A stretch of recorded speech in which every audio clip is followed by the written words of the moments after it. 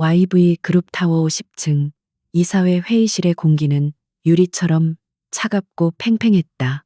방 안을 지배하는 것은 압도적인 침묵이었고 그 침묵의 중심에는 회장 강태준이 앉아 있었다. 그는 35이라는 나이가 무색하게 이미 재계의 정점에 군림하고 있었다. 흑요석 같은 그의 눈동자는 감정 없이 맞은편의 재무이사를 꿰뚫어보고 있었다. 남자는 식은땀을 흘리며 준비한 보고서를 간신히 붙들고 있었다. 그래서 박 이사, 당신의 무능함으로 인해 발생한 3분기 손실액이 800억이라는 말을 정당화하기 위해 이 자리에 모인 겁니까? 태준의 목소리는 낮고 조용했지만 회의실의 모든 신경을 마비시킬 만큼의 냉기를 품고 있었다. 그는 서류를 넘기지 않았다. 이미 모든 숫자가 그의 머릿속에 완벽하게 각인되어 있었다. 박 이사는 입술을 달싹였지만 아무 말도 내뱉지 못했다. 변명은 통하지 않는다는 것을 이 방의 모든 임원이 알고 있었다. 강태준은 결과로만 말하는 사람이었고 과정의 구차함 따위는 용납하지 않았다. 그의 경영 철학은 간단했다. 효율, 통제, 그리고 완벽. 그 세 가지 범주에 속하지 않는 것은 모조리 제거 대상일 뿐이었다. 태준은 천천히 몸을 일으켰다. 값비싼 맞춤형 슈트가 그의 완벽한 신체 비율을 드러냈지만 그에게서는 어떤 인간적인 매력 대신 잘 벼려진 칼날 같은 위압감만이 느껴졌다. 그는 테이블 끝으로 걸어가 창밖을 내다보았다.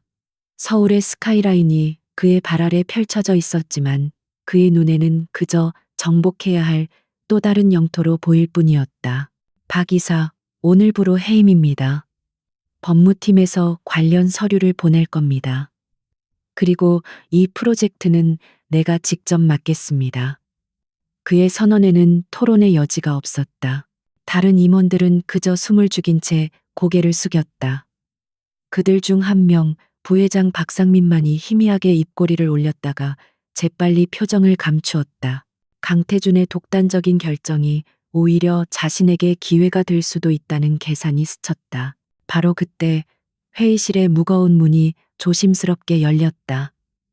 태준의 비서실장인 김 비서가 굳은 얼굴로 들어섰다. 강태준의 회의를 방해하는 것은 금기 중의 금기였다. 태준의 미간이 찰나의 불쾌감으로 좁혀졌다. 김 비서는 태준의 귀에 대고 낮은 목소리로 무언가를 속삭였다. 임원들은 긴장했지만 강태준의 표정에는 어떤 변화도 감지되지 않았다. 그의 눈동자가 아주 미세하게 흔들렸을 뿐이다. 김 비서가 물러나자 태준은 다시 임원들을 향해 돌아섰다. 회의는 여기까지. 그는 방금 들은 소식의 무게를 전혀 드러내지 않은 채 간결하게 상황을 종료시켰다. 임원들이 뿔뿔이 흩어지고 거대한 회의실에 부회장 박상민과 강태준, 그리고 김 비서만이 남았다. 박상민이 위로의 말을 건네려는 듯 입을 열었다. 회장님, 방금 들으신 소식이 한 박사님 일이라던데 유감입니다. 우리 회사의 큰 자산이었는데. 그의 목소리에는 계산된 안타까움이 묻어났다. 태준은 그를 차갑게 바라보았다. 유감 표시는 나중에 하지, 박 부회장. 지금은 자산 손실 규모를 파악하는 게 우선이니까. 박상민은 더 이상 말을 잇지 못하고 가볍게 고개를 숙인 뒤 회의실을 나갔다. 문이 닫히자마자 태준의 냉정했던 가면이 일순간 무너졌다. 그는 넥타이를 거칠게 비틀어 풀며 김 비서에게 물었다. 정확한 상황 보고해. 그의 목소리는 아까보다 한 톤 더 낮아져 있었다. 오늘 새벽 1시경 가평 인근 국도에서 한지혁 박사 부부가 탑승한 차량이 절벽 아래로 추락했습니다. 두 사람 모두 현장에서 즉사했습니다. 김 비서는 태블릿을 넘기며 건조하게 보고했다. 화면에는 처참하게 부서진 차량의 사진이 떠 있었다. 빗길 단순 교통사고로 보도되고 있지만 김 비서와 태준은 그것이 사실이 아님을 직감했다. 한지혁 박사, 그는 YV그룹의 미래, 아니, 대한민국의 AI 기술을 책임질 핵심 인재였다. 그가 이끌던 프로메테우스 프로젝트는 상용화 직전의 단계에 와 있었다. 만약 이 기술이 완성된다면 YV그룹은 현재의 위치를 넘어 글로벌 시장을 완벽하게 장악할 수 있었다. 그런데 그가 하필이면 이 시점에 죽었다. 사고 현장에 생존자가 있습니다. 김 비서의 다음 말에 태준의 눈빛이 날카로워졌다. 한지혁 박사의 외동딸 한서연, 나이는 18세입니다. 뒷좌석에서 발견되었고 외상은 경미하나 심각한 정신적 충격으로 현재 실어증 상태입니다. 현장에서 부모의 죽음을 목격한 것으로 추정됩니다. 강태준은 말이 없었다. 그는 다시 창밖을 바라보았다. 그의 머릿속은 복잡한 수식처럼 빠르게 돌아가기 시작했다. 한지혁의 죽음은 사고가 아니다. 그것은 분명한 제거 작업이었다. 프로메테우스의 데이터를 노린 내부 소행일 수도 혹은 경쟁사의 소행일 수도 있었다. 그렇다면 유일한 생존자인 한서연은 무엇인가? 그녀는 단순한 목격자인가? 아니면 아버지가 남긴 무언가를 가진 열쇠인가? 병원으로 가지. 태주는 재킷을 집어들었다. 그의 발걸음은 망설임이 없었다.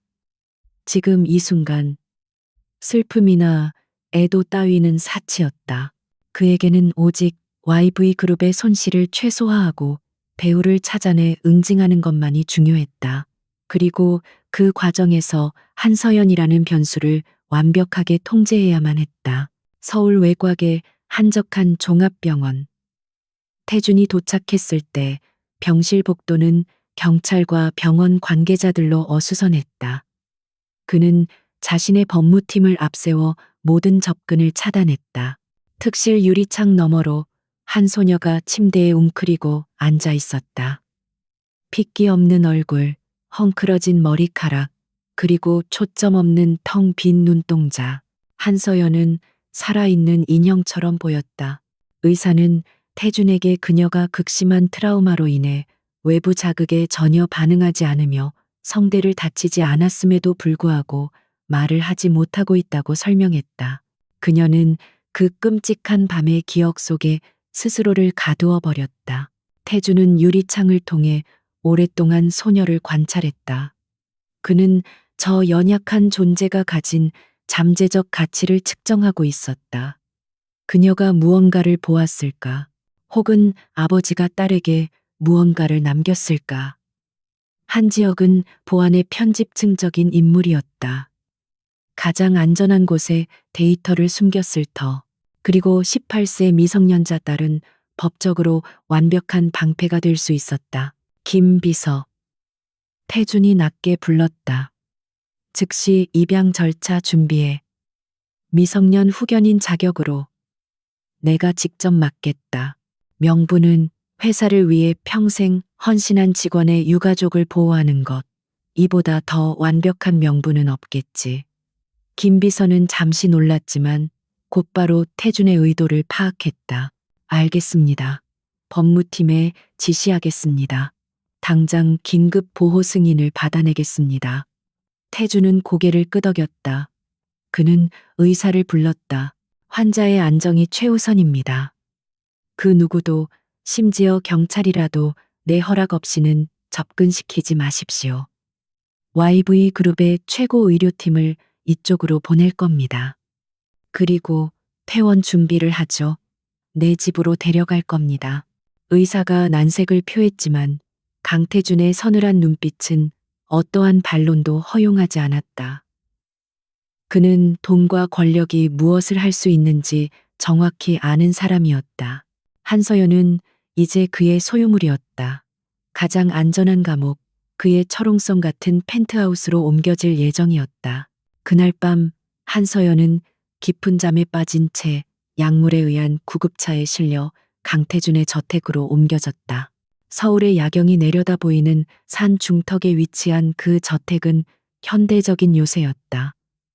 최첨단 보안 시스템과 사설 경호 인력이 24시간 건물을 감시했다. 그녀는 저택의 가장 안쪽, 가장 안전하지만 가장 고립된 방에 배정되었다. 태주는 자신의 서재에서 통유리창 너머로 칠흑 같은 정원을 내려다보며 위스키 잔을 기울였다. 그의 머릿속은 한지혁 박사의 연구 데이터와 용의자들의 명단으로 가득 차 있었다. 그리고 그 모든 것의 중심에 이제 자신의 지붕 아래 들어온 상처 입은 소녀가 있었다. 그는 소녀를 입양했다. 하지만 그 행위에는 단 1g의 동정심이나 온기도 없었다. 그것은 철저히 계산된 전략적 결정이었다. 한서연은 그의 가장 중요한 체스 말이었고 그는 이 게임에서 질 생각이 추호도 없었다. 냉정한 CEO는 그렇게 상처 입은 소녀를 자신의 성으로 들였다. 모든 비극과 모든 운명의 시작이었다. 한서연의 시간은 강태준의 저택, 그 황금빛 세장 안에서 다시 흐르기 시작했다. 그녀가 배정받은 방은 남양의 가장 좋은 위치에 있었으며 방 하나가 웬만한 아파트 거실보다 넓었다. 최고급 가구와 부드러운 실크 침구, 통유리창 너머로 보이는 완벽하게 조경된 정원까지 모든 것이 비현실적일 정도로 호화로웠다. 하지만 서연에게 그곳은 감옥과 다르지 않았다. 매일 아침 7시 전담 간호사인 최 간호사가 들어와 그녀의 바이탈을 체크했다. 최 간호사는 상냥했지만 기계적인 미소를 띠고 있었다. 서연 아가씨, 식사 시간입니다.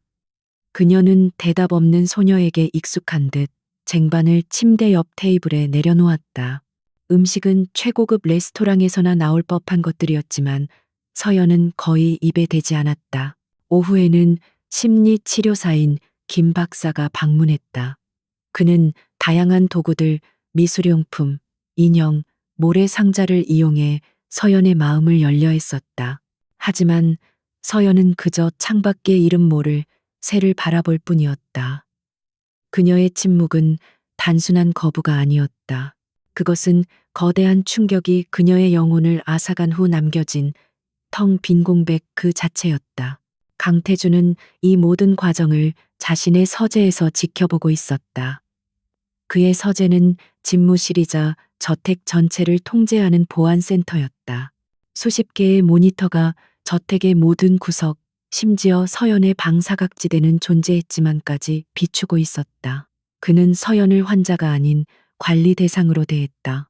그녀는 한지혁 박사가 남긴 미완성 퍼즐의 가장 중요한 조각이었다. 그는 김 박사가 제출한 일일 보고서를 검토했다. 외상 후 스트레스 장애로 인한 해리성 실어증, 기억 회복의 징후 없음, 외부 자극에 대한 반응 현저히 낮음. 태준의 미간이 좁혀졌다. 이 상태가 지속되는 것은 그에게 유리하지 않았다. 그녀가 기억을 되찾아야만 아버지가 죽기 직전 무엇을 했는지, 데이터를 어디에 숨겼는지 알아낼 수 있었다. 그는 모니터 속의 소녀를 응시했다. 그녀는 며칠째 같은 자세로 창가 의자에 앉아 있었다. 마치 시간이 멈춘 조각상 같았다. 태주는 이해할 수 없었다. 울부짖거나 발악하거나 혹은 도망치려 시도하는 것이 정상적인 반응이 아닌가? 저 무기력한 침묵은 그가 계산할 수 없는 영역의 것이었다. 그것은 그의 통제력을 미묘하게 자극했다. 밤이 되면 저택은 더욱 깊은 침묵에 잠겼지만 서연에게는 가장 끔찍한 시간이었다. 악몽이 어김없이 찾아왔다. 빗속을 뚫고 달려오는 거대한 트럭의 헤드라이트, 유리창이 깨지는 파열음, 그리고 피로 물든 어머니의 손. 그녀는 비명을 지르려 했지만 목구멍에서는 바람 새는 소리만 났다. 그녀는 침대에서 뛰쳐나와 방구석에 웅크렸다. 몸이 사시나무처럼 떨렸다.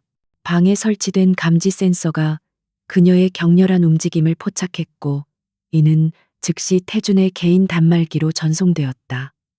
그는 막 샤워를 마치고 나온 참이었다. 가운 차림에 그는 잠시 화면을 응시했다. 최 간호사를 호출할까 생각했지만 그는 그러지 않았다. 그는 그저 지켜보았다. 공포에 질려 숨을 몰아쉬는 소녀의 모습을. 그녀의 눈은 칠흑 같은 어둠 속에서도 무언가를 절박하게 쫓고 있었다. 그 순간 태주는 처음으로 전략적 분석이 아닌 다른 감각을 느꼈다. 그것은 동정심이 아니었다. 오히려 잘 조율된 기계에 불순물이 낀 듯한 불쾌감에 가까웠다. 그녀의 고통은 그의 계획을 지연시키는 방해 요소였다. 하지만 동시에 그 연약한 어깨가 그 엄청난 공포를 홀로 견뎌내는 모습은 기이할 정도로 그의 시선을 붙들었다. 그녀는 울지 않았다. 울 수조차 없는 것처럼 보였다. 그저 온몸으로 고통을 받아내고 있었다. 태주는 자신도 모르게 화면에서 눈을 떼지 못했다. 그녀의 그 고요한 절망이 마치 거울처럼 그가 오래전에 묻어버린 자신의 어떤 부분을 비추는 듯 했다. 며칠이 더 흘렀다. 태준의 일상은 변함없이 냉혹하고 효율적으로 돌아갔다. 그는 이사회를 장악하고 한지혁 박사의 빈자리를 메울 대체 프로젝트를 가동시켰다. 한편으로는 한 박사 부부의 사고 현장을 은밀하게 재조사하도록 지시했다. 사고 차량에서 블랙박스 메모리가 사라졌다는 사실은 그의 의심을 확신으로 바꾸었다. 그러던 어느 날 김 비서가 긴급한 보고를 올렸다. 회장님, 박상민 부회장 측에서 움직임이 있습니다. 태주는 서류에서 눈을 떼지 않은 채 물었다. 내용은? 김 비서는 침착하게 보고했다. 한서연 양의 후견인 자격에 대해 법률적으로 이의를 제기하려 합니다. 한 박사님과의 개인적인 친분을 내세워 자신이 서연 양을 돌보는 것이 인도적이라 주장하고 있습니다. 태준의 입가에 차가운 조소가 걸렸다. 박상민. 그의 가장 유력한 용의자였다. YV그룹의 2인자 자리에 만족하지 못하고 호시탐탐 회장직을 노리던 자. 그가 한지혁 박사에게 접근했으리라는 것은 불보듯 뻔한 일이었다. 그리고 이제 그는 유일한 목격자이자 열쇠일 가능성이 있는 서연을 손에 넣으려 하고 있었다. 인도적이라. 태주는 펜을 내려놓았다. 그자가 서연이에게 접근할 수 있는 모든 경로를 차단해 변호인단에게는 무슨 수를 써서라도 박상민의 접근 금지 명령을 받아내라고 지시해 명부는 환자의 절대 안정이 필요하다는 의사소견서를 첨부하고 그는 창밖을 보며 덧붙였다. 그리고 저택의 보안 등급을 최상위로 격상시켜 쥐새끼 한 마리도 내 허락 없이는 들어올 수 없게. 박상민의 움직임은 태준에게 두 가지를 의미했다. 첫째, 서연은 단순한 목격자가 아니라 박상민이 두려워하는 무언가를 가졌거나 알고 있을 가능성이 높다. 둘째, 저택은 더 이상 안전지대가 아닐 수도 있다. 그의 소유물에 대한 외부의 위협은 강태준의 소유욕과 통제욕을 극도로 자극했다. 그날 밤 태준은 평소보다 일찍 서재로 돌아왔다. 그는 여느 때처럼 모니터를 켰다. 서연은 저녁 식사를 또다시 거의 남긴 채 침대에 웅크리고 앉아 있었다. 그녀는 손에 무언가를 쥐고 있었다. 낮에 김 박사가 두고 간 여러 가지 인형 중 가장 낡고 볼품없는 토끼 인형이었다. 그녀는 인형을 가슴에 품고 아주 희미하게 알아들을 수 없는 소리로 무언가를 속삭이는 듯했다. 물론 소리는 들리지 않았다. 하지만 그녀의 어깨가 미세하게 떨리고 있었다. 태주는 화면을 확대했다. 텅 비어있던 그녀의 눈동자에 처음으로 짙은 슬픔이 고여 있었다. 그녀는 울고 있었다. 소리 없이 강태주는 그 모습을 가만히 지켜보았다. 그는 여전히 그녀가 언제 입을 열어 유용한 정보를 제공할지에만 관심이 있어야 했다. 하지만 지금 이 순간 그는 저 여인 어깨를 감싸고 있는 절망의 무게를 어렴풋이 느끼고 있었다. 자신과 서연 사이에 존재하던 계산과 관리로 이루어진 투명한 벽, 그 벽 너머로 그는 처음으로 한서연이라는 인간을 보았다. 그날 밤 장마의 시작을 알리는 폭우가 쏟아졌다. 빗줄기는 강태준의 요새 같은 저택을 세차게 두드렸다. 창문을 때리는 빗소리는 한서연의 얇은 잠을 산산조각냈다. 천둥이 쳤다. 낮고 묵직하게 울리는 소리는 그날 밤의 기억을, 금속이 찌그러지고 유리가 깨지던 그 끔찍한 순간을 강제로 눈앞에 재생시켰다. 서연은 숨이 막혔다. 이불을 쥐어짰지만 소나기에 힘이 들어가지 않았다. 방 안의 공기가 갑자기 희박해진 듯했다. 그녀는 침대에서 뛰쳐나왔다. 어디로 가야 할지 몰랐다. 그저 이 숨막히는 공포에서 벗어나고 싶었다. 방문은 잠겨 있지 않았다. 강태준은 그녀를 가두었지만 도망칠 수 있으리라 생각하지 않았기에 물리적인 족쇄는 채우지 않았다. 그녀는 맨발로 차가운 대리석 복도를 달렸다. 저택은 거대하고 어두웠으며 간헐적으로 번개가 칠 때마다 긴 그림자를 드리웠다. 경보 시스템은 그녀의 움직임을 감지했지만 침입자가 아닌 내부인의 움직임이었기에 조용한 경고등만 깜박였다. 서재에서 실시간 보안 영상을 확인하던 태주는 모니터 속의 작은 형체를 보고 미간을 찌푸렸다. 그는 그녀가 공황 발작을 일으키고 있음을 즉각 알아차렸다. 최 간호사를 호출할 수도 있었지만 그는 그러지 않았다. 대신 그는 그녀가 어디로 향하는지 지켜보기로 했다. 그녀의 행동 패턴을 분석하는 것이 우선이었다. 서연은 목적 없이 복도를 헤매다 2층 복도 끝에 있는 육중한 마호간이 문 앞에 멈춰 섰다. 그곳은 강태준의 사적인 서재이자 집무실이었다. 저택의 심장부이자 그 누구도 그의 허락 없이는 발을 들일 수 없는 금단의 영역이었다. 문은 굳게 닫혀 있어야 했지만 오늘따라 저녁 청소를 마친 하인이 실수로 문을 완벽하게 잠그지 않은 상태였다. 아주 미세한 틈이 벌어져 있었다. 서연은 동물적인 본능처럼 그 틈으로 스며들었다. 방 안은 태준의 채취 희미한 샌다루드와 값비싼 가죽, 그리고 차가운 오존 냄새로 가득했다. 거대한 통유리창 너머로 폭풍우가 몰아치는 서울의 야경이 펼쳐져 있었다. 그 위압적인 광경에 서연은 잠시 숨을 멈췄다. 방은 거의 텅 비어 있는 것처럼 느껴질 정도로 미니멀했다. 그녀는 무언가에 이끌리듯 거대한 책상으로 다가갔다. 책상 위에는 노트북과 서류 몇 장 외에는 아무것도 없었다. 단 하나, 책상 귀퉁이에 놓인 작고 심플한 은색 액자를 제외하고는 서연은 홀린 듯 그것을 집어들었다. 사진 속에는 15살쯤 되어 보이는 눈부시게 웃는 소녀가 있었다. 강태준과는 전혀 닮지 않은 따뜻하고 해맑은 미소였다. 바로 그 순간이었다. 번개가 하늘을 찢으며 거대한 천둥 소리를 만들어냈다. 쾅! 그 소리는 서연에게 트럭이 차를 들이받던 순간의 충격음과 완벽하게 겹쳐졌다.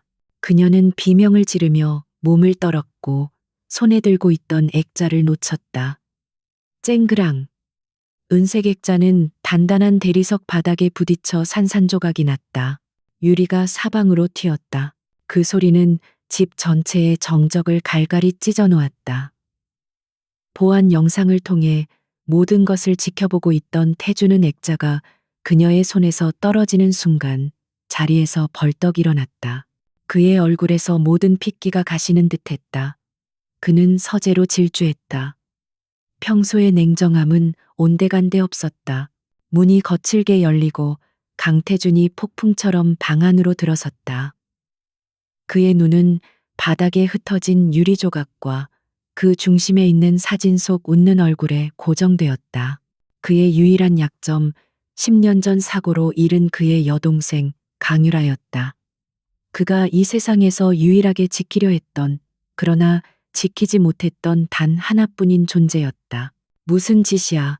태준의 목소리는 천둥 소리보다 더 크고 위협적으로 터져 나왔다. 그것은 단순한 분노가 아니었다. 끔찍한 상실의 고통이 다시 한번 그의 심장을 꿰뚫는 듯한 절규였다. 그는 서연의 어깨를 거칠게 움켜쥐었다. 그의 눈동자는 이성을 잃고 불타고 있었다. 누가 감히 여길 들어오라고 했지. 서연은 그의 분노에 찬 얼굴을 마주했다. 그녀는 두려움에 떨었지만 그것은 그가 무서워서가 아니었다. 그녀는 그의 눈 속에서 자신과 똑같은 것을 보았다. 모든 것을 잃어버린 자의 절망, 지독한 고통. 그의 분노는 그녀를 향한 것이 아니라 이미 부서져 버린 과거를 향한 울부짖음이었다. 서연은 그 소나기에서 벗어나려 하지 않았다. 대신 그녀는 천천히 떨리는 몸으로 무릎을 꿇었다. 그녀는 바닥에 흩어진 유리 조각들을 내려다보았다. 그리고 망설이다가 작은 손을 뻗어 가장 큰 유리 파편을 집으려 했다. 그녀는 이 부서진 것을, 이 남자의 고통을 다시 원래대로 돌려놓고 싶었다. 만지지 마. 태준이 소리쳤지만 서연은 이미 날카로운 유리의 손바닥을 깊게 베었다. 선홍색 피가 하얀 대리석 바닥 위로, 그리고 사진 속 유라의 웃는 얼굴 위로 방울져 떨어졌다. 서연은 아픔을 느끼지 못하는 듯했다. 그녀는 피 흘리는 손으로 다른 조각을 주우려 했다. 그녀는 고개를 들어 태준을 바라보았다. 그녀의 커다란 눈에서 눈물이 하염없이 흘러내리고 있었다. 입이 벌어졌지만 여전히 아무 소리도 나오지 않았다. 하지만 그녀의 눈빛은 그 어떤 말보다 더 많은 것을 전달하고 있었다. 미안해요. 아픈 거 알아요. 나도 아파요. 그것은 두려움이 아닌 완벽한 공감이었다. 강태준의 분노는 그 순간 얼어붙었다. 그는 자신에게 소리치며 위협하는 남자를 두려워하지 않고 오히려 그의 고통에 공감하며 피 흘리는 소녀를 예상하지 못했다. 그녀의 눈물은 자신을 위한 것이 아니었다. 그것은 사진 속 소녀와 지금 이성을 잃은 자신을 위한 것이었다. 그의 손에서 힘이 풀렸다. 그는 서연의 어깨를 놓아주었다. 그녀가 쥔 유리 조각과 그녀의 손에서 멈추지 않고 흐르는 피를 내려다보았다. 그 피는 마치 그가 애써 닫아버린 심장의 문을 녹이는 뜨거운 용암처럼 느껴졌다. 그는 자신이 지난 몇 주간 관리하고 통제하려 했던 대상이 연약한 체스말이 아니라 자신과 똑같이 상처 입고 고통받는 인간임을 깨달았다. 그만. 그의 목소리가 거칠게 잠겨 나왔다. 그만해. 그는 바닥에 주저앉아 서연의 피 흘리는 손을 거칠지만 조심스럽게 움켜쥐었다. 유리를 빼내고 자신의 값비싼 실크 손수건을 꺼내 상처를 세게 틀어막았다. 그의 손 역시 그녀의 피로 붉게 물들었다. 최 간호사, 당장 내 서재로 와. 그의 고함 소리가 인터컴을 통해 저택 전체에 울렸다. 그는 서연을 일으켜 세웠다. 소녀는 여전히 울고 있었지만 그 울음소리는 태준의 굳게 닫힌 마음의 벽을 허물어뜨리고 있었다. 그는 서연을 단순한 문제나 자산으로 볼 수 없게 되었다. 냉정한 CEO의 얼음장 같던 심장에 그날 밤 처음으로 균열이 가기 시작했다. 박상민 부회장의 집무실은 YV타워 49층 강태준의 바로 한 층 아래에 위치해 있었다. 그것은 그의 2인자로서의 지위와 동시에 결코 1인자가 될 수 없는 그의 한계를 상징하는 듯했다. 그는 값비싼 쿠바시가 연기를 뿜어내며 모니터에 떠 있는 보고서를 노려보았다. 강태준이 한 지역의 사고 현장에 사설 조사팀을 투입했다는 내용이었다. 젠장. 박상민은 욕설을 나직하게 내뱉었다. 그는 강태준이 이토록 빨리 그리고 집요하게 나올 줄은 몰랐다. 그는 강태준이 한 지역의 죽음을 단순한 자산 손실로 처리하고 기술 복구에만 집중할 것이라 예상했다. 하지만 강태준은 달랐다. 그는 자신의 것을 건드린 쥐새끼를 잡기 전까지는 만족하지 않는 부류의 인간이었다. 더 심각한 문제는 한서연이었다. 그날 밤 박상민은 직접 현장에 있었다. 한지혁이 데이터를 넘기기로 한 마지막 순간에 마음을 바꿨고 실랑이 끝에 그가 고용한 해결사가 이를 거칠게 처리해버린 것이었다. 그는 차가 절벽으로 떨어지기 직전 뒷좌석에서 모든 것을 지켜보던 소녀의 겁에 질린 눈과 마주쳤었다. 그 소녀가 지금 강태준의 소나기에 있다. 만약 그녀가 입을 열고 그날 밤 자신의 얼굴을 기억해낸다면 모든 것이 끝장이었다. 박상민은 법적으로 후견인 자격을 빼앗아오려던 시도가 강태준의 철벽 같은 법무팀에 의해 무산되자 더 이상 합법적인 방법은 없다는 결론을 내렸다. 그는 위험을 감수해야만 했다. 그는 암호화된 위성 전화를 집어들었다. 나다. 계획을 변경한다. 더 이상 기다릴 시간이 없어. 내일 그 아이를 처리해. 깔끔하게. 사고사나 실종으로 위장해. 수화기 너머에서 무미건조한 목소리가 답했다. 알겠습니다. 목표의 내일 일정은 박상민은 비서에게서 빼돌린 내부 보고 자료를 확인했다. 심리 치료를 위해 외부 공원으로 이동한다. 기회는 그때뿐이야. 반드시 성공해야 해.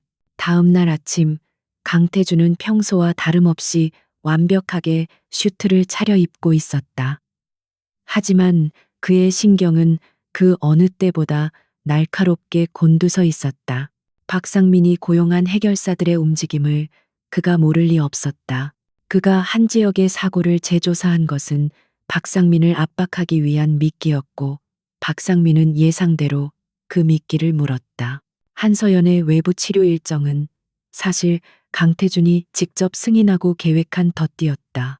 그는 어젯밤 김 박사에게 전화를 걸어 야외 충격 요법이 필요할 것 같다며 한적한 조각공원을 특정해 제안했다. 물론 그 공원은 YV그룹이 소유한 사유지나 다름없었으며 이미 그의 최정예 경호팀이 민간인으로 위장해 곳곳에 배치되어 있었다. 태주는 서연의 방문을 노크했다. 서연은 이미 외출복으로 갈아입고 있었다. 며칠 전 서재에서 피를 흘리며 자신을 공감해 주던 그 밤 이후 두 사람 사이에는 기묘한 기류가 흘렀다. 서연은 더 이상 태준을 그림자처럼 피하지 않았고 태준 역시 그녀를 관리 대상이 아닌 보호 대상으로 인식하기 시작했다. 그는 붕대가 감긴 그녀의 손을 잠시 내려다보았다. 오늘 외출은 중요한 치료 과정의 일부다. 그는 딱딱하게 말했지만 목소리에는 자신도 의식하지 못하는 염려가 묻어났다. 김 박사와 경호원들 곁에서 절대 떨어지지 마. 서연은 말없이 고개를 끄덕였다. 그녀의 맑은 눈동자는 그에게 조심하겠다고 말하는 듯했다. 강태준은 그녀를 직접 배웅하지 않았다.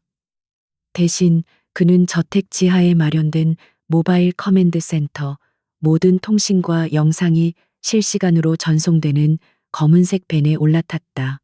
그의 개인 경호팀장인 고 팀장이 운전석 옆에서 상황을 브리핑했다. 회장님, 현재 조각공원 외곽 3km 반경에 5명의 용의자가 포착되었습니다. 모두 전문 용병으로 추정됩니다. 예상대로군. 태주는 모니터를 응시했다.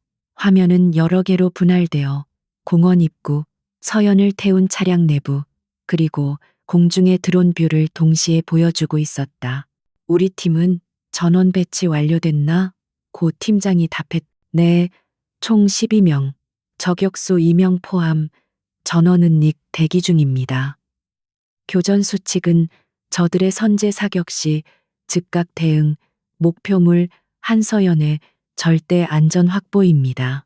서연이 탄 방탄 세단이 조각 공원에 도착했다. 한적한 숲길로 둘러싸인 아름답지만 고립된 장소였다. 김 박사는 준비해온 스케치북을 펼치며 서연에게 무언가를 설명하려 애썼다. 서연은 벤치에 앉아 연필을 쥐었지만 그녀의 감각은 위험을 감지한 작은 동물처럼 곤두서 있었다. 공기가 너무 고요했다. 그때였다. 숲을 가르며 두 대의 검은색 SUV가 굉음과 함께 잔디밭을 가로질러 돌진해 왔다. 차량이 급정거하며 방탄복과 자동화기로 무장한 괴한 4명이 순식간에 쏟아져 나왔다. 그들은 망설임 없이 서연이 있는 방향으로 소음기가 장착된 총구를 겨눴다. 퓨, 퓨, 총알이 공기를 가르는 소리가 들렸다. 서연을 보호하던 2명의 경호원이 즉각 대응 사격을 가하며 소리쳤다. 코드레드, VIP 엄폐. 한 명이 서연과 김 박사를 두꺼운 금속 조각상 뒤로 밀어 넣었다. 다른 한 명은 권총으로 응사하며 시간을 벌었지만 적들의 화력은 압도적이었다. 경호원의 어깨에서 피가 터져 나왔다. 커맨드 밴 안에 공기가 얼어붙었다. 고 팀장이 외쳤다. 전팀, 즉각 교전, 목표물 확보. 태주는 이미 차문을 열고 있었다. 회장님, 위험합니다. 현장 지휘는 저희가. 고 팀장이 그를 막아섰지만 태준의 눈은 이글거렸다. 그는 모니터 속에서 조각상 뒤에 웅크린 채 그날 밤의 사고처럼 공포에 질려 얼어붙은 서연의 모습을 보았다. 내가 간다. 태준은 차량 내부의 전술렉에서 권총을 뽑아들고 자신의 방탄세단을 향해 달렸다. 그는 이 모든 상황을 설계했지만 단 하나의 변수, 즉 서연이 느끼는 공포의 깊이를 계산하지 못했다. 그녀가 다시 한번 눈앞에서 누군가를 잃는 고통을 겪게 할 수는 없었다. 태준의 차가 총알이 빗발치는 현장을 향해 미친 듯이 돌진했다. 그는 차를 방패 삼아 급정거하며 쓰러진 경호원 곁에 착지했다. 일어나, 지원팀이 오고 있어. 그는 정확한 사격 자세로 2명의 괴한을 향해 연달아 격발했다. 탕탕. 총성은 숲을 울렸다. 그는 전직 특수부대 출신이라는 사실을 숨기고 있었다. 괴한들은 예상치 못한 추가 화력에 당황했다. 바로 그 틈을 타 숲속에 매복해 있던 태준의 정예 경호팀이 사격을 개시했다. 순식간에 전세가 역전되었다. 괴한들은 하나둘 쓰러졌지만 그들 중 리더로 보이는 자가 마지막 발악을 했다. 그는 후퇴하는 척하다가 몸을 돌려 노출된 강태준을 향해 총구를 겨눴다. 모든 것이 슬로우 모션처럼 흘러갔다. 서연은 조각상 뒤에서 그 광경을 목격했다. 자신을 구하기 위해 불길 속에 뛰어든 남자. 서재에서 자신의 피 묻은 손을 잡아주던 남자. 그가 지금 자신 때문에 죽을 위기에 처해 있었다. 총구에서 불꽃이 튀는 것이 보였다. 안 돼. 그 순간 끔찍한 정적을 깨고 소녀의 목소리가 터져 나왔다. 그것은 말이 아니었다. 닫혀있던 영혼의 문이 부서지며 터져 나온 절규였다. 태준 씨. 그녀의 외침은 날카롭게 공원을 갈랐다. 그녀의 목소리에 태준은 반사적으로 몸을 비틀었다.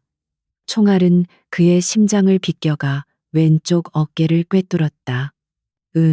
뼈를 부수는 듯한 고통과 함께 그가 비틀거렸다. 그와 동시에 고 팀장의 저격탄이 괴한의 머리를 정확하게 명중시켰다. 전투는 순식간에 끝났다. 주변은 화약 냄새와 피 냄새, 그리고 정적만이 감돌았다. 강태준은 피 흘리는 어깨를 움켜쥔 채 조각상 뒤에서 걸어 나오는 서연을 바라보았다. 그녀는 온몸을 떨고 있었지만 2발로 당당히 서 있었다. 눈물범벅이 된 얼굴로 그녀는 그를 바라보며 다시 한번 입을 열었다. 태준 씨. 그녀의 목소리는 낯설고 갈라졌지만 분명한 소리였다. 그녀의 침묵이 깨졌다. 응급처치 밴 안의 공기는 화약 냄새와 피 냄새, 그리고 팽팽한 긴장감으로 가득 차 있었다. 강태준은 셔츠가 피로 붉게 물드는 것을 아랑곳하지 않고 자신의 어깨를 짓누르는 의료진의 손길을 밀어냈다. 그의 눈은 밴 맞은편, 담요를 뒤집어 쓴 채 미세하게 떨고 있는 한서연에게 고정되어 있었다. 그녀는 그를 뚫어져라 쳐다보고 있었다. 회장님, 상처가 깊습니다. 뼈에 문제가 생겼을 수도 있습니다. 즉시 병원으로. 고 팀장이 다급하게 말했지만 태주는 손을 들어 그의 말을 막았다. 병원으로는 가지 않아. 그의 목소리는 고통으로 잠겨 있었지만 명령은 단호했다. 박상민은 내가 병원으로 갈 거라고 예상하고 있을 거다. 2차 공격에 노출될 수 있어. 그는 의료진에게 임시 봉합과 진통제 투여만 지시했다. 그리고 자네들은 모두 흩어져 이 밴도 버린다. 태주는 김 비서에게 암호화된 통신기를 넘겼다. 플랜 델타로 전환한다. 지금 즉시 30분 내로 준비 완료해. 플랜 델타. YV 그룹의 그 누구도 심지어 김 비서조차 그 정확한 위치를 알지 못하는 강태준 개인의 유일한 도피처였다. 잠시 후 배는 한적한 지하 주차장으로 들어섰다. 태주는 어깨에 고통을 애써 억누르며 차에서 내렸다. 그는 서연에게 다가가 떨고 있는 그녀의 손목을 부드럽지만 단단하게 붙잡았다. 일어나 가야 해. 서연은 그의 손을 뿌리치지 않았다. 오히려 그녀는 그의 손을 마주 잡았다. 그것은 그녀의 무너진 세상 속 유일한 밧줄이었다. 그들은 주차장 구석에 주차된 눈에 띄지 않는 검은색 세단에 올라탔다. 태준이 직접 운전대를 잡았다. 진통제 기운이 돌았지만 어깨를 움직일 때마다 격렬한 통증이 신경을 태웠다. 그는 땀을 흘리면서도 흔들림 없이 차를 도심 밖으로 몰았다. 서연은 옆자리에 앉아 창밖으로 빠르게 스쳐 지나가는 불빛들을 바라보며 아무 말도 하지 않았다. 차가 도착한 곳은 동해안의 깎아지른 절벽 위에 숨겨진 통유리와 노출 콘크리트로 지어진 미니멀한 저택이었다. 서울의 화려한 저택과는 정반대의 분위기였다. 그곳은 사치스러움이 아닌 완벽한 고립과 방어를 위해 설계된 공간이었다. 두꺼운 강철 게이트가 열리고 차가 안으로 들어서자 세상과 연결된 모든 문이 닫히는 듯했다.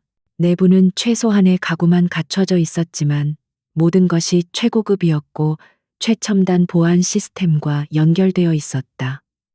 태주는 비틀거리며 거실 소파에 몸을 던졌다. 약효가 떨어지기 시작하자 참았던 고통이 경류처럼 밀려왔다. 그는 넥타이를 거칠게 풀며 신음했다. 서연은 문 앞에 우두커니 서서 그를 바라보았다. 자신 때문에 총을 맞은 남자. 자신을 구하기 위해 지옥불로 뛰어든 남자. 그녀는 천천히 그에게 다가갔다. 부엌으로 가. 물 한 잔을 따르고 약 상자를 찾아 헤맸다. 그녀의 목소리는 여전히 불안정하게 갈라졌지만 망설이지 않았다. 약 먹어야 해요. 태주는 고개를 들어 그녀를 보았다. 공포에 질려 웅크려 있던 소녀는 사라지고 자신을 걱정하는 눈빛을 가진 한 여자가 서 있었다. 그는 쓴웃음을 지으며 물잔을 받아들었다. 신경 쓸 거 없어. 이건 내일이야. 그는 그녀를 안심시키려 했지만 서연은 고개를 저었다. 아니요, 내일이에요. 나 때문에. 눈물이 다시 그녀의 눈에 고였다. 내 탓이 아니야. 태준이 그녀의 말을 잘랐다. 그의 목소리는 단호했. 이건 처음부터 전쟁이었어. 넌 그저 휘말린 거고. 그는 소파에서 일어나려다 어깨의 격통에 다시 주저앉았다. 서연은 재빨리 그를 부축했다. 그녀의 여윈 팔이 그의 무게를 지탱했다. 두 사람의 거리는 숨결이 닿을 만큼 가까워졌다. 태주는 자신을 부축하는 서연의 정수리에서 나는 샴푸 냄새를 맡았다. 그녀의 체온이 셔츠를 뚫고 전해졌다. 이 강제된 친밀감, 고립된 공간에서 공유하는 위험은 그의 내면에 격렬한 폭풍을 일으켰다. 그는 그녀를 침실로 데려다 주려 했지만 정작 부축을 받는 것은 자신이었다. 그날 밤 태주는 고열에 시달렸다.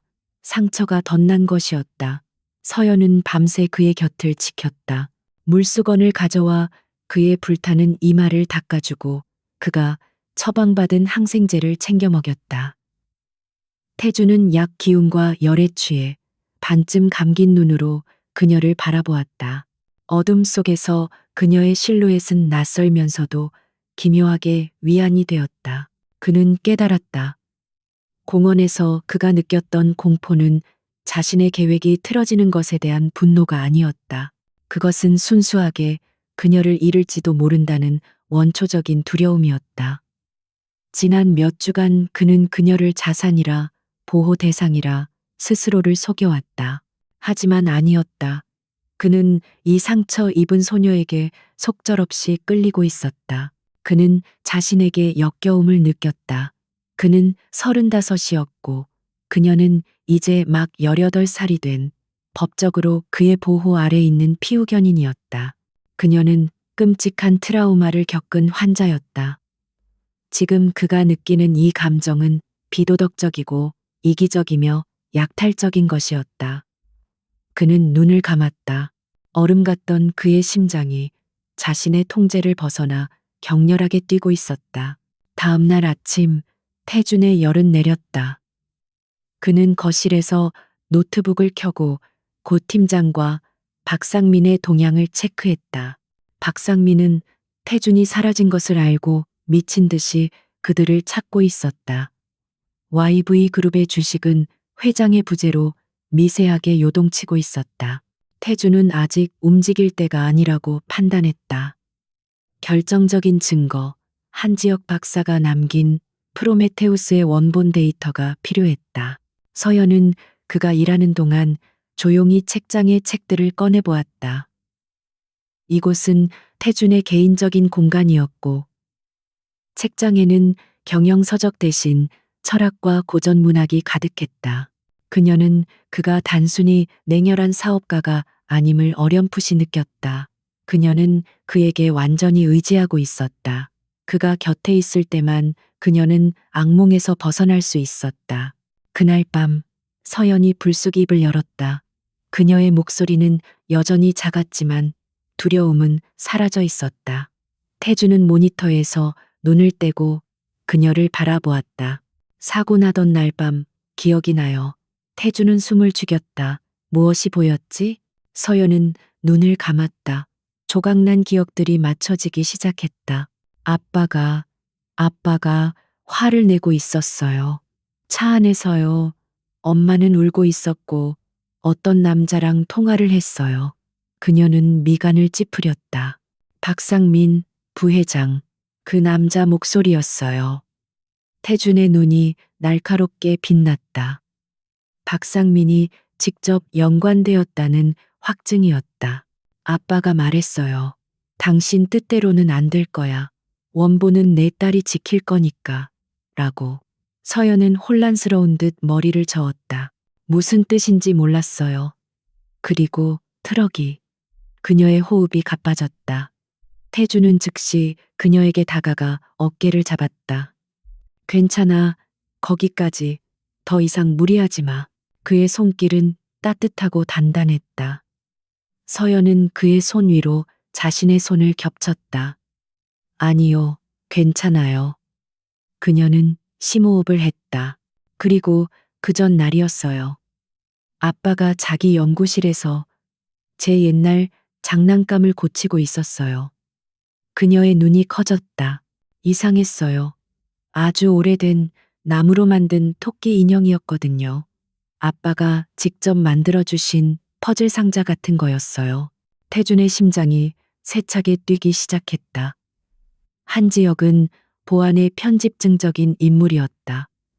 그는 가장 안전한 곳, 그 누구도 의심하지 않을 곳에 데이터를 숨겼을 것이다. 그 장난감 지금 어디 있지? 아마도 서울 저택 제 방에 그대로 있을 거예요. 이사 올 때 제 물건은 그것 하나뿐이었으니까요. 서연은 태준을 올려다보았다. 아빠가 말했어요.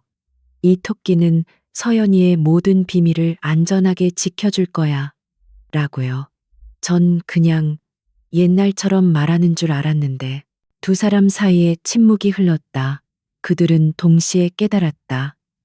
박상민이 그토록 찾던 YV 그룹의 운명을 바꿀 수 있는 프로메테우스의 원본 데이터. 그것은 낡은 나무 토끼 인형 안에 숨겨져 있었다. 강태준은 즉시 고 팀장에게 전화를 걸었다. 그의 목소리는 다시 얼음처럼 차갑고 단호해졌다. 고 팀장, 지금 당장 서울 저택으로 잠입해 한서연 양의 방에서 나무 토끼 인형을 회수한다. 박상민의 눈이 저택에 쏠려 있을 거다. 들키지 말고 무슨 수를 써서라도 가져와야 해. 안 가. 안가의 공기는 숨 막힐 듯한 기다림으로 팽팽했다. 강태준은 피가 밴 붕대를 갈아감으며 위성 보안 시스템의 화면에서 눈을 떼지 않았다. 화면에는 서울 저택 주변을 배회하는 박상민의 감시조로 추정되는 차량들이 붉은 점으로 표시되어 있었다. 고 팀장이 그들의 감시망을 뚫고 그것도 저택의 가장 내밀한 공간인 서연의 방으로 잠입하는 것은 도박에 가까웠다. 서연은 창가에 서서 폭풍우가 지나간 뒤 거칠게 포효하는 바다를 내려다보았다. 그녀의 손에는 아버지가 남긴 유일한 열쇠, 그 낡은 나무 토끼 인형의 운명이 달려 있었다. 태주는 그런 그녀의 뒷모습을 바라보았다. 그는 이제 그녀를 볼 때마다 자신의 통제 범위를 벗어난 복잡한 감정의 소용돌이를 느껴야 했다. 그가 성공할까요? 서연이 유리창에 비친 태준의 모습을 보며 나직하게 물었다.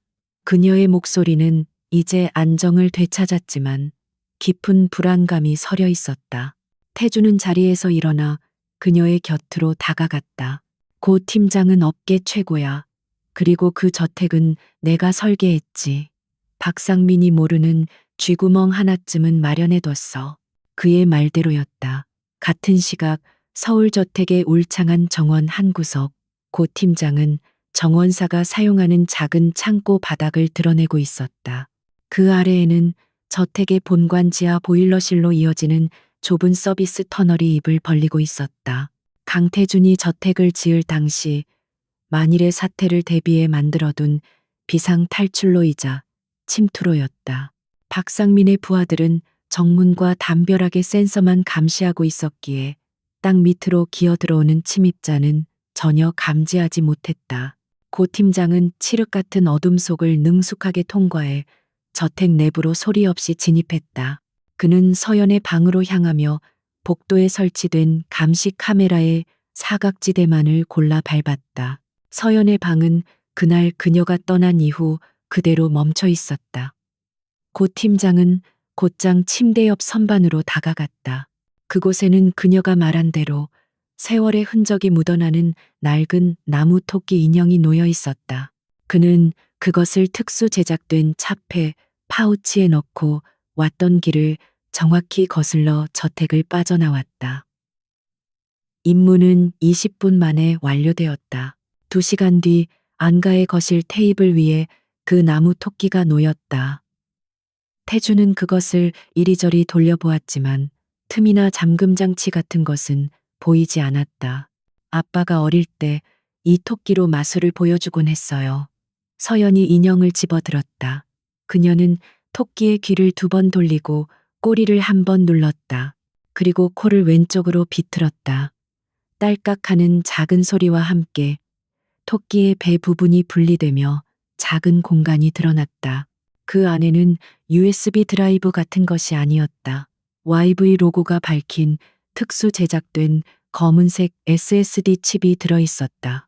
태주는 그것을 자신의 보안 노트북에 연결했. 즉시 화면에 암호 입력창이 떠올랐다.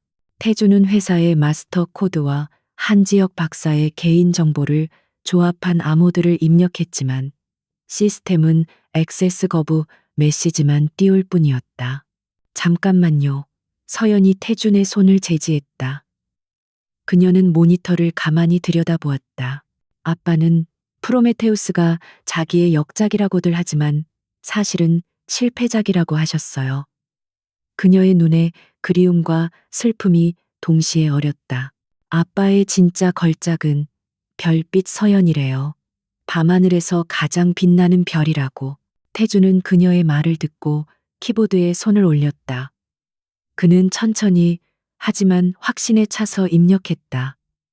스타라이트, 시오이언, 1031. 그녀의 생일이었다. 엔터 키를 누르자 화면은 굳게 닫혔던 문을 열었다. 수백 개의 암호화된 파일이 모습을 드러냈다. 두 사람은 숨을 죽이며 파일을 열기 시작했다. 그 안에는 박상민의 모든 것이 담겨 있었다. YV그룹의 자금을 횡령한 내역은 빙산의 일각에 불과했다. 그는 프로메테우스의 핵심 AI 기술을 중국의 경쟁사인 활용테크에 수년간 몰래 팔아넘기고 있었다. 한지혁 박사가 그 사실을 눈치채고 데이터를 넘기지 않으려 하자 그를 제거할 계획을 세운 것이었다.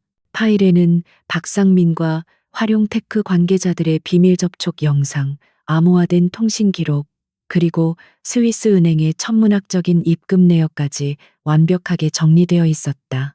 한지혁 박사는 자신의 죽음을 예감하고 이 모든 증거를 딸의 가장 순수한 추억 속에 숨겨두었던 것이다.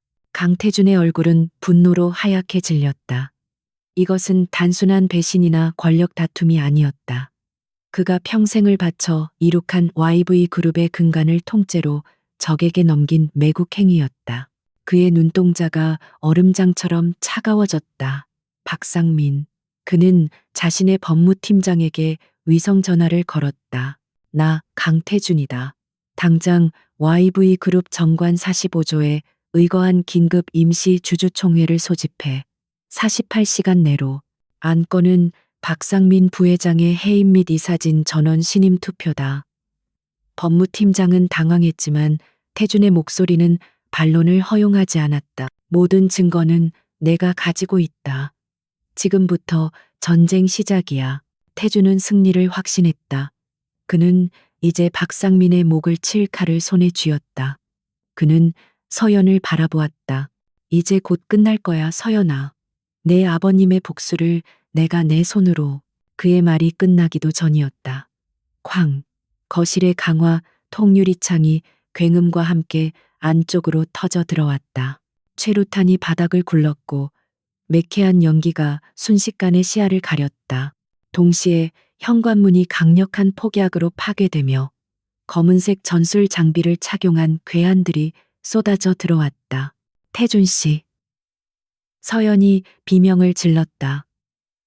태준은 본능적으로 서연을 감싸 안고 테이블 뒤로 몸을 숨겼다. 그는 어깨에 상처가 터지는 고통 속에서도 허리춤의 권총을 뽑아들었다. 젠장. 어떻게 이곳을. 안가의 위치는 완벽한 비밀이었다.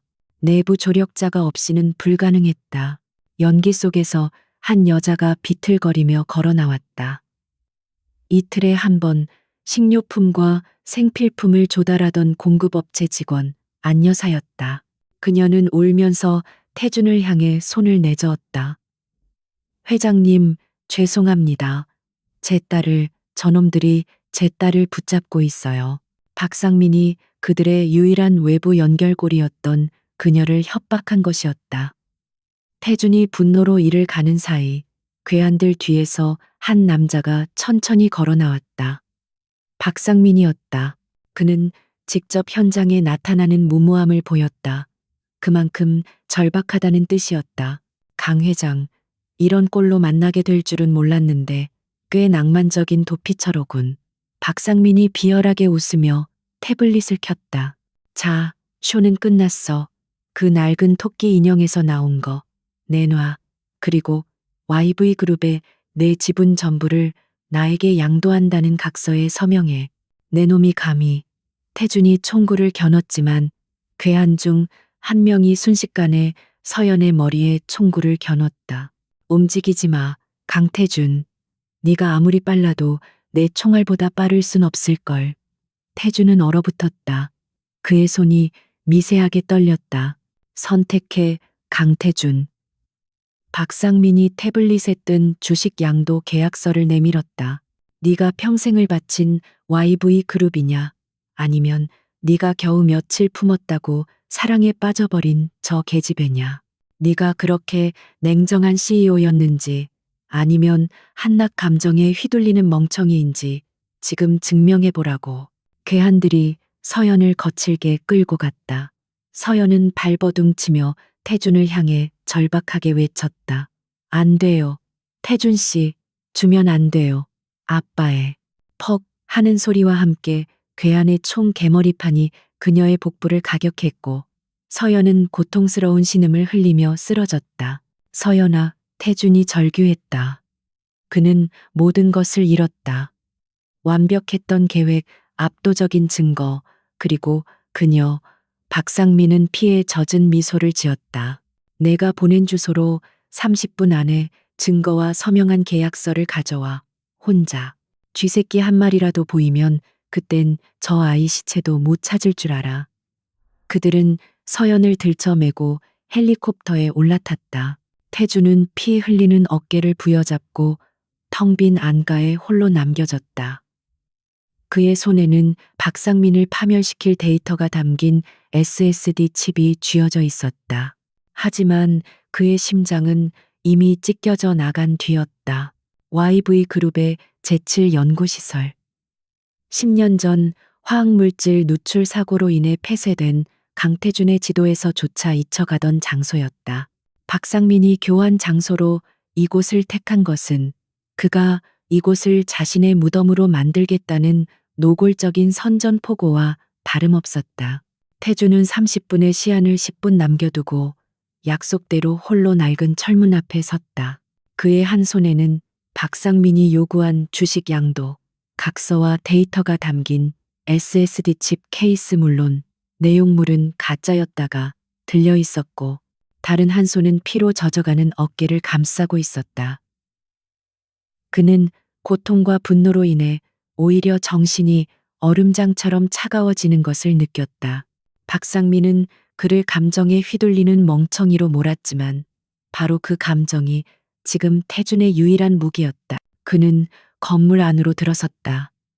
중앙 통제실로 이어지는 복도는 칠흑같이 어두웠지만 태준에게는 자신의 손바닥을 보는 것처럼 익숙했다. 이 건물은 10년 전 그의 첫 번째 프로젝트가 진행되었던 곳이었다. 그는 건물의 모든 환풍구, 모든 배선, 모든 약점을 알고 있었다. 박상민은 최악의 장소를 골랐다. 중앙 통제실은 거대한 화학 실험실이 내려다 보이는 2층에 위치해 있었다. 방탄유리로 사방이 막힌 그곳에 박상민이 앉아 있었다. 그의 곁에는 용병 대장으로 보이는 자가 서 있었고 실험실 중앙 낡은 실험대 기둥에는 한서연이 의자에 묶여 있었다. 그녀는 입에 재갈이 물린 채였지만 공포 대신 이글거리는 분노로 태준을 바라보고 있었다. 약속대로 혼자 왔군, 강 회장. 박상민의 목소리가 스피커를 통해 쩌렁쩌렁 울렸다. 그는 태준의 피투성이 몰골을 보며 만족스러운 미소를 지었다. 아직도 네가 CEO인 줄 아나 보지? 무릎 꿇고 가져온 걸 이쪽으로 밀어넣어. 그리고 네 목숨을 구걸해 보시지. 태준은 순순히 무릎을 꿇는 듯 보였다. 그는 케이스를 바닥에 내려놓았다. 서연이부터 풀어줘. 그러면 원하는 걸 다 주지. 그의 목소리는 애처로웠지만 그의 눈은 통제실의 보안 시스템과 박상민이 서 있는 위치를 정확하게 계산하고 있었다. 그는 시간을 벌어야 했다. 박상민은 큰 소리로 웃었다. 멍청한 놈, 네가 지금 협상을 할 처지라고 생각하나? 넌 오늘 여기서 이 계집애와 함께 죽는 거야. 비극적인 사고사로 처리되겠지. YV를 삼키려던 중국 스파이들의 소행으로 말이야. 모든 시나리오는 완벽해. 박상민은 용병에게 턱짓을 했다. 처리해. 용병이 총구를 태준에게 겨누는 순간이었다. 태준은 무릎을 꿇은 자세에서 몸을 날리며 바닥에 놓인 케이스를 찾다. 케이스가 용병의 발목을 강타했고 동시에 태준은 품속의 권총을 뽑아들었다. 탕탕, 탕, 어둠 속에서 훈련된 사격음이 울려 퍼졌다. 그는 조명 제어반을 정확히 명중시켰다. 실험실 전체가 암흑과 비상등의 붉은 전멸로 뒤덮였다. 뭐야, 불 켜. 박상민이 통제실에서 소리쳤지만 시스템은 이미 태준의 손에 넘어간 뒤였다. 태준은 자신의 손목시계형 단말기를 조작했다. 그가 10년 전 이곳에 심어둔 그 자신 외에는 아무도 모르는 비상 시스템이었다. 박상민, 네가 잊은 게 있어. 태준은 어둠 속 구조물 뒤에 숨어 다친 어깨로 신음하며 말했다. 이곳은 화학 연구소였지. 그리고 난 아직 소방 시스템을 완전히 끄지 않았어. 그의 말이 끝나자마자 천장의 스프링클러에서 물이 아닌 하얀 분말형 소화 약재가 미친 듯이 뿜어져 나오기 시작했다. 순식간에 실험실은 한치 앞도 보이지 않는 백색의 지옥으로 변했다. 용병들은 당황하여 사방에 총을 난사했다. 콜록콜록 이게 무슨. 박상민은 통제실 문을 열려 했지만 태준이 이미 원격으로 모든 출입구를 봉쇄한 뒤였다. 그는 방탄유리 안에 완벽하게 갇힌 셈이었다. 태준은 이 혼란을 틈타 서연을 향해 기어갔다. 용병 하나가 그의 기척을 눈치채고 총을 겨눴다. 태준은 부상당한 어깨 때문에 조준이 늦었다. 용병의 총구가 불을 뿜기 직전 의자에 묶여있던 서연이 필사적으로 몸을 날렸다. 그녀는 의자와 함께 넘어지며 용병의 다리를 걸었고 용병은 균형을 잃고 쓰러졌다. 그 찰나의 순간 태준의 총알이 용병의 어깨를 꿰뚫었다. 태준은 서연에게 달려가 그녀의 재갈을 풀고 밧줄을 끊어냈다. 서연아, 괜찮아? 그녀는 숨을 몰아쉬며 기침을 했다. 난 괜찮아요. 하지만 저들이 그때 마지막 남은 용병 대장이 분말 안개 속에서 유령처럼 나타나 태준을 덮쳤다. 두 남자는 격렬하게 뒤엉켰다. 태준은 어깨의 부상 때문에 압도적으로 불리했다. 용병이 태준의 목을 조르며 그의 권총을 빼앗으려 했다. 태준의 숨이 막혀왔다. 바로 그 순간 서연이 행동했다. 그녀는 더 이상 겁에 질린 소녀가 아니었다. 그녀는 옆에 떨어진 묵직한 소화기를 집어들었다. 그리고 온 힘을 다해 용병의 머리를 내리쳤다. 둔탁한 소리와 함께 용병은 태준의 위로 쓰러졌다. 정적이 찾아왔다. 붉은 비상등만이 두 사람의 거친 숨소리를 비추고 있었다. 태준은 쓰러진 용병을 밀쳐내고 일어섰다. 그는 서연을 바라보았다. 그녀는 소화기를 든 채 가쁘게 숨을 몰아쉬고 있었다. 두 사람은 말없이 서로를 바라보았다. 모든 위험이 끝났음을, 그리고 그들이 서로를 구해냈음을 깨달았다. 태준은 그녀에게 다가가 그녀의 떨리는 어깨를 힘껏 끌어안았다. 그의 상처에서 피가 다시 쏟아졌지만 그는 아랑곳하지 않았다. 그때 건물의 모든 조명이 일제히 켜졌다. 봉쇄되었던 통제실의 문이 열리고 방독면을 쓴고 팀장과 무장한 경찰 특공대가 쏟아져 들어왔다. 회장님, 괜찮으십니까? 고 팀장이 외쳤다. 태준은 고개를 끄덕였다. 그는 박상민이 비상 시스템을 작동시킬 때 자동으로 고 팀장에게 위치 신호와 구조 요청이 전송되도록 설정해 두었던 것이다. 박상민은 방탄유리 안에서 모든 것이 끝났음을 깨닫고 망연자실한 표정으로 주저앉아 있었다. 특공대원들이 그에게 수갑을 채웠. 태준은 서연을 부축한 채 그에게 다가갔다. 네가 틀렸어, 박상민. 난 감정 때문에 멍청해진 게 아니야.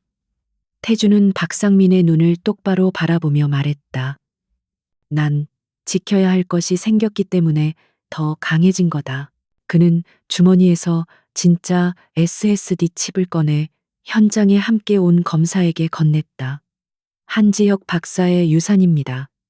그리고 YV 그룹의 정의입니다. 1년 후 서울대학교 캠퍼스, 가을 햇살이 관악산의 단풍을 눈부시게 비추고 있었다. 20살이 된 한서연은 더 이상 과거의 그늘에 갇힌 소녀가 아니었다. 그녀는 예술경영학과 신입생들 사이에서 가장 밝게 빛나고 있었다. 긴 머리를 묶어 올린 그녀는 친구들과 웃으며 다음 강의실로 향하고 있었다. 그녀의 목소리는 맑았고 웃음은 거침이 없었다. 그때 캠퍼스 광장 한쪽에 익숙한 검은색 세단이 멈춰 섰다. 차에서 내린 사람은 강태준이었다. 그는 여전히 완벽한 슈트 차림이었지만 1년 전의 얼음 같은 냉기는 사라지고 부드럽고 따뜻한 미소가 그 자리를 대신하고 있었다. 그는 YV 그룹의 회장이었지만 이제는 무자비한 정복자가 아닌 현명한 리더로 불렸다. 태준 씨, 서연이 그를 발견하고 달려와 그의 품에 안겼다. 오늘 늦었네요. 이사회에서 또 고집 부렸죠? 그녀가 장난스럽게 그의 가슴을 툭 쳤다. 태준은 웃으며 그녀의 이마에 입을 맞췄다. 그의 왼쪽 어깨에는 희미한 흉터가 남아 있었지만 이제는 더 이상 아프지 않았다. 이사들이 내 자선재단 예산을 삭감하려 하길래 조금 설득하는데 시간이 걸렸어. 그가 말했다. 한지혁 박사의 이름으로 설립된 AI 연구 및 피해자 지원재단은 이제 서연이 직접 관리하고 있었다. 그들은 박상민과 활용테크의 검은 거래를 모두 밝혀내 정의를 실현했고 YV 그룹은 더 투명하고 강하게 거듭났다. 저녁 먹으러 가요. 오늘따라 유난히 배고프네. 서연이 그의 팔짱을 꼈다. 두 사람은 나란히 걸었다. 한때는 냉정한 CEO와 상처 입은 입양아였던 두 사람. 서로 다른 절망의 끝에서 만났지만 서로의 상처를 보듬고 서로의 구원이 되었다. 강태준은 자신의 삶을 송두리째 흔들어 놓은 이 작은 여자를 바라보았다. 그녀는 그의 얼어붙은 심장을 녹였고 그에게 사랑이라는 감정을 가르쳐 주었다. 그는 그녀를 전략적으로 입양했지만 결국 운명적으로 사랑에 빠진 것이었다. 그들의 발걸음은 가을 햇살 속으로 따뜻하게 녹아들고 있었다.